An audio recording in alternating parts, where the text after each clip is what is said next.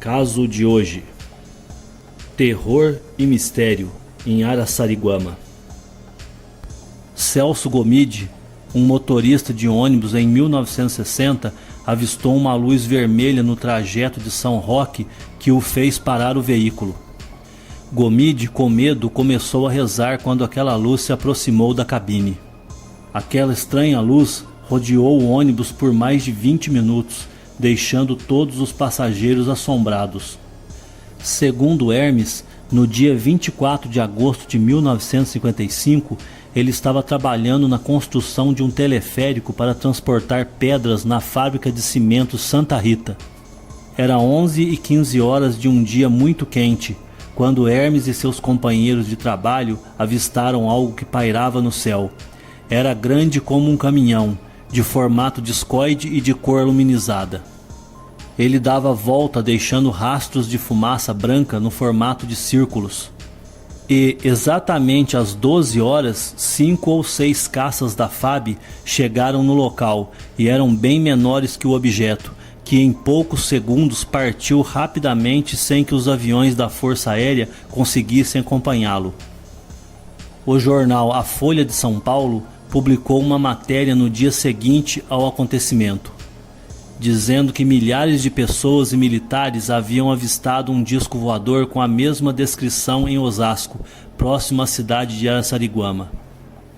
E a menos de 1 quilômetro de Araçariguama, encontra-se um cemitério onde os pesquisadores entrevistaram Nelson Oliveira, de 53 anos.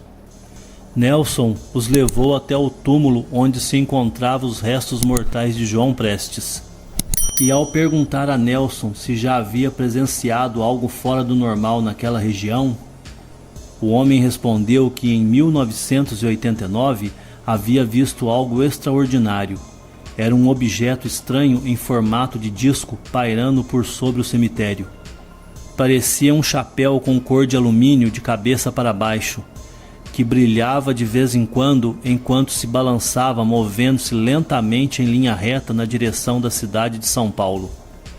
Em uma entrevista em Barcelona, o ufólogo Antônio Ribeira teorizou que João Prestes poderia ter sido queimado por estar próximo ao sistema de propulsão de uma nave extraterrestre. Ribeira disse não acreditar que os extraterrestres tivessem a intenção de matá-lo, e argumentou que talvez não tivessem ideia do que poderia ocorrer ao aproximarem com sua nave a uma curta distância de seres humanos. Minhas considerações sobre a teoria imposta por Ribeira. Acho que seres avançados a ponto de possuírem uma tecnologia anos-luz à frente do conhecimento humano não teriam dúvidas do que poderia acontecer com uma demasiada aproximação de um ser humano com os propulsores de sua nave.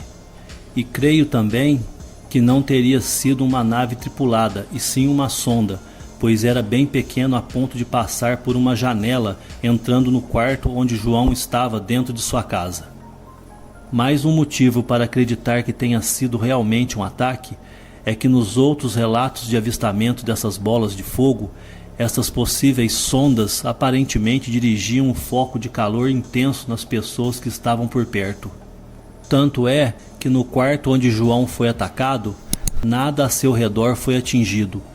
Tudo encontrava-se intacto, não existia marcas de queimado nos móveis ou qualquer outra coisa que fosse. Tudo se encontrava em perfeitas condições.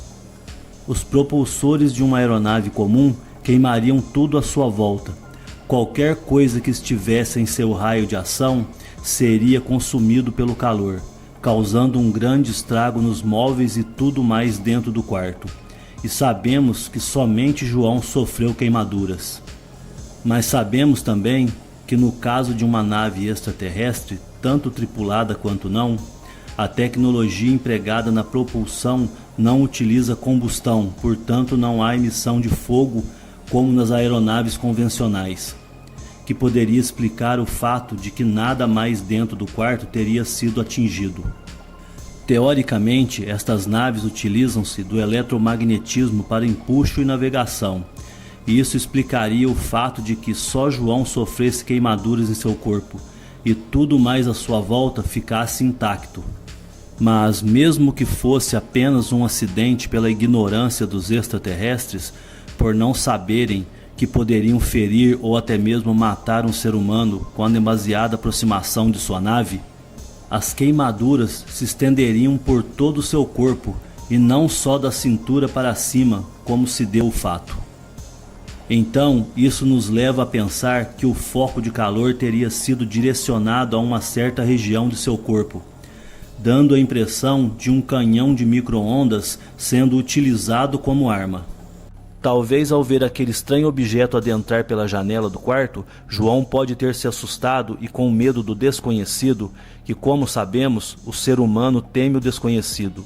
Por isso a história nos conta que a humanidade, ao se deparar com algo fora do alcance de seu conhecimento, a reação natural sempre foi isolar ou destruir por puro medo, sem ao menos procurar entender realmente o que poderia ser. João pode ter atacado o intruso no intuito de expulsá-lo de sua casa e, ao fazer isso, desencadeado uma ação de defesa da suposta sonda ou bola de fogo, como João a chamou, um contra-ataque utilizando de seu dispositivo de defesa, que seria a emissão de um poderoso feixe de micro-ondas, resultando nas terríveis queimaduras que o levaram à morte.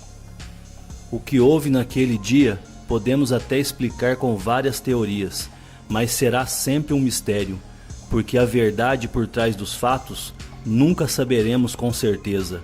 E bom, teorias serão sempre teorias. A hipótese de um propulsor convencional foi mencionada para um comparativo, e para que se veja que tanto com uma nave de propulsão convencional, quanto uma que se utiliza da magnetohidrodinâmica de Laplace, causariam queimaduras por todo o corpo de João, com apenas a diferença de destruir ou não tudo à sua volta. As considerações acima tornaram-se necessárias para um bom entendimento de todos para cada detalhe que nos levaram a crer que João teria sido vitimado por um ataque desta estranha bola de fogo dentro de sua casa. Voltemos então ao caso. Os pesquisadores então fizeram uma reflexão sobre a terrível morte de João Prestes Filho, tentando encontrar uma explicação lógica para o acontecido. Pablo, o jornalista, ainda lançou ao ar a hipótese que aquela luz que tirou a vida de João talvez fosse um relâmpago globular ou esférico. Perguntou ao colega ufólogo Cláudio sobre as luzes e outras criaturas vistas na região. Calado, Cláudio, o ufólogo, encolheu os ombros e, sem uma resposta, ficou lá parado olhando para a torre da igreja de Araçariguama. Só existe uma maneira efetiva e correta de se investigar esses tipos de eventos. E não é bancando o ufólogo de final de semana que iremos conseguir o que precisamos. Temos que profissionalizar a categoria para que, dedicando 100% de nosso tempo ao assunto, possamos reunir todos os dados necessários e assim obtermos as respostas que precisamos para nos aprofundar neste fascinante mundo da ciência e ufologia. A procura de respostas para que cada vez mais nos aproximemos da verdade e, por que não, em uma futura geração, consigamos até mesmo um entendimento definitivo não só sobre a vida extraterrestre, mas sobre a vida em si, o início de toda a civilização, ou mesmo o início de tudo.